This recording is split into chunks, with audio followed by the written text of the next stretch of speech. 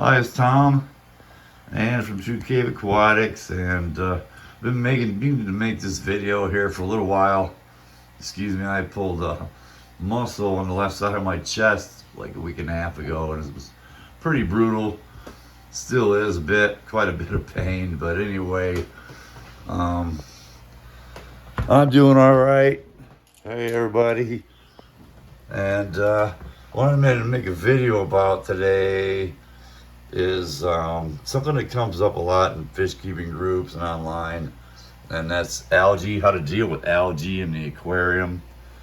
And unfortunately, there's a lot of people that suggest to use certain products that kill algae, and some of those products are basically just algicides, biocides. They I'm going to have an ingredient called glutaraldehyde, and that's used to sterilize hospital equipment. And it'll clean the DNA right off of some pretty nasty hospital equipment, sterilize it. Nothing I'd want to put in with these delicate little fish here. Their tiny little brains and lungs and livers and kidneys or whatever. I just got too much time involved in this. I like these fish, and I got snails in here, and I'm not going to take a risk and see how they would respond to hospital equipment sterilizer being dumped in this aquarium to try to kill off some algae. All these fish are less than an inch long, like that rasbora, Harlequin rasbora there, my white cloud mountain minnows, my glow light tetras down here, the neon tetras. All these fish are an inch or barely an inch long. My marble hatchet fish, they're barely an inch long. I think one of the biggest fish I have in here are my long fin zebra danios, the cories, and this one odd, where'd he go?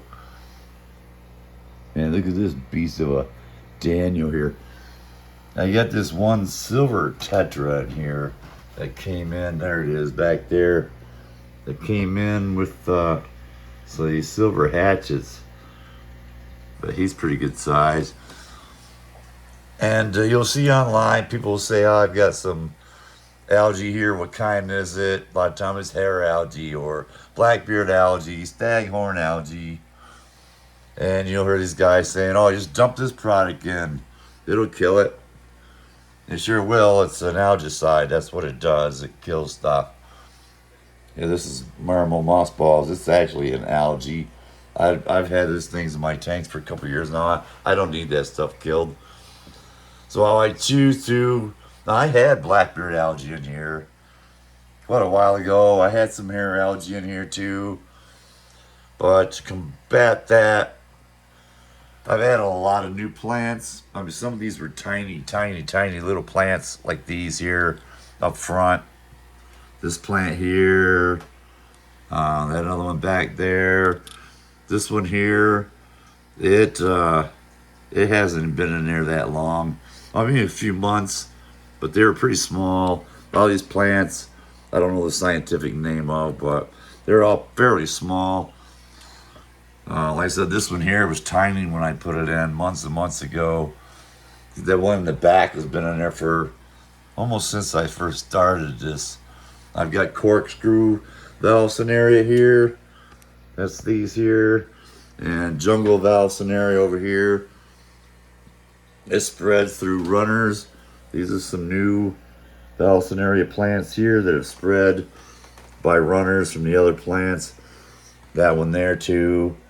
I can transplant those, and I have transplanted those in another aquarium, along with the duckweed on top. That pulls a lot of stuff out of the water. Ammonia, nitrate, nitrites, toxins, heavy metals. And I just scoop a net full of it out once a month or so if it gets real carpeted up here. And it grows back. It reproduces fairly quickly. A lot of people hate duckweed. I got like 7 aquariums. This is not in any of my other tanks. It's contained here. Believe it or not, in one of these, I ordered some snails, and one tiny little piece of duckweed was on the paper that the snails were on, and I knew what it was when I saw it. I said, "What the heck?" I just tossed it in there, and it has produced pounds and pounds and pounds and pounds of duckweed since then over the months. So it's like, a free floating plants, and I have way too much water circulation, way too much top water movement for most top water plants like red root floaters survive in. A lot of top water plants do, they like zero movement on the top, or very little to no movement at all, and it can cause them to just brown up and die on you. So combination of live plants to outcompete the algae for nutrients. That's a big thing. Not overfeeding, regular water changes, testing my water parameters. Leave it an API master test kit, which is recommended by most aquarists to newcomers.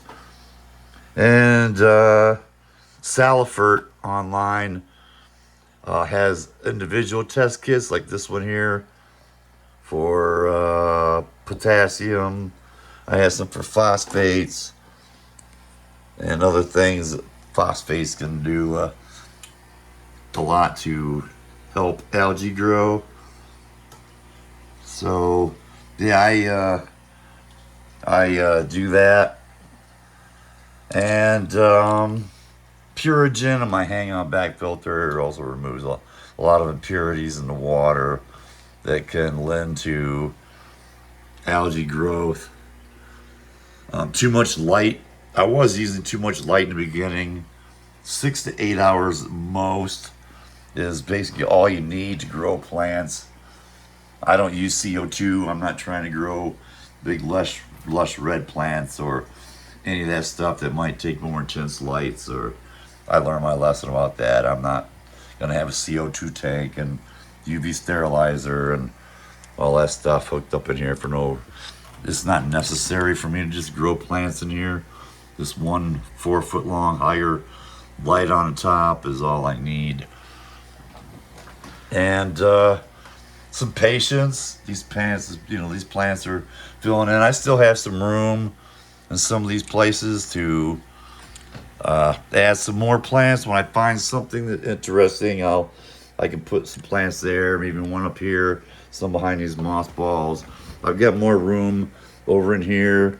I don't really like it overcrowded with plants, but I will put some more plants in here.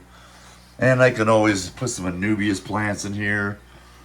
There's little glass plant globes that you can hang on the side of the tank. I have that in my 60-gallon tank. I could put some Anubias plants in here. I get those when they're small and more inexpensive. They grow pretty good size. I've got some Anubias I got when they're fairly tiny that are quite large in other tanks. And what else? Keeping the substrate clean, detritus and build up food waste and melted leaves and plants. All that stuff leads to algae problems in aquariums. I've never vacuumed the substrate. In the over 2 years I've had this aquarium, my snails, my Coridora, and some of the other fish do a great job of cleaning the substrate. Some of my snails, the rabbit snails and the black devil spike snails really don't spend much time on my plant leaves, keeping them clean. But I have learned to use these ramhorn snails. Those are something I'm not afraid of. They actually do a really good job on, there's one there on a leaf. They don't eat live plants. They don't destroy live plant leaves. They only eat dead or dying, decaying leaves. But they do go on the leaves here and keep them nice and healthy and clean. So I'm not getting any algae growth on any of them. But yeah, it's kind of disheartening to see, people that are just interested in this hobby are starting new, and they're not familiar with lighting and a lot of these other things, and they end up with algae problems in their aquariums. So they go online, Facebook fish keeping groups, fish keeping forums, and ask people how to deal with it. And unfortunately, a lot of times they'll hear, use this product or that product. Now you can go online and do a Google AI search about these products containing glutaraldehyde and things like that are labeled as liquid CO2 or liquid carbon, which there is no such thing as liquid CO2. It's a gas held in under pressure in canisters. People use CO2, they know what I'm talking about. Or the little cylinders that they use for like pellet guns and things like that. That's CO2.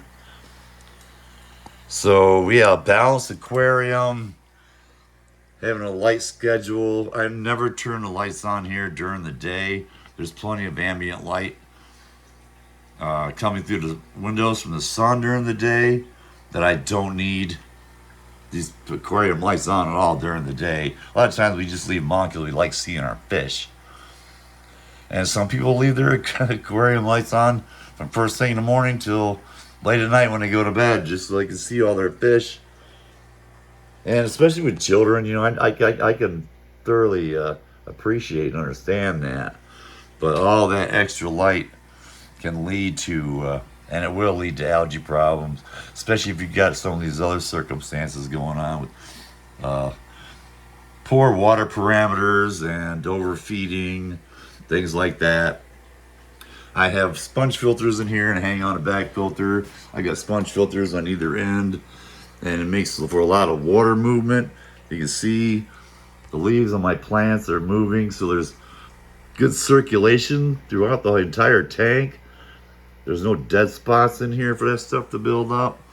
All my plants' leaves are moving, and that's something I kind of want to see in an aquarium or even a grow tent. I mean, I want to see plant leaves moving. I know I get good air circulation throughout a grow tent or here in the aquarium.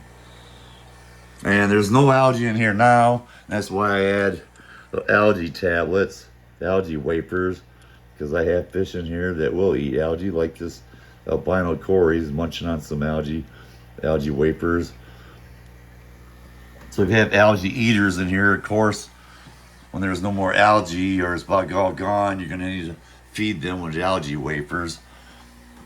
And there are bottom feeders like these little cory catfish. They're just amazing at keeping substrates clean. That's all they do, is constantly working on the substrate, working through that sand. They like sand rather than sharp gravel or anything like that. It can really wear down their barbels, the little whiskers that are on their faces like that. Really rough gravel and the wrong type of substrate can just wear those barbels down to nothing, and that's very harmful to those fish. These cories have been in here like over 2 years now. They're some of the first fish I put in here, and their barbels are nice and big and healthy. And so are the panda cories. Oh, one just took off. The panda cories are a little more skittish than my albinos. And the bronze, I have some bronze cories in here too. There goes one there. Yeah, so we want to stay away from those chemicals if we can. So that's what I want to talk about today, is not using chemicals in our aquariums when we can avoid it. So I'll be back to make another video soon, and thanks.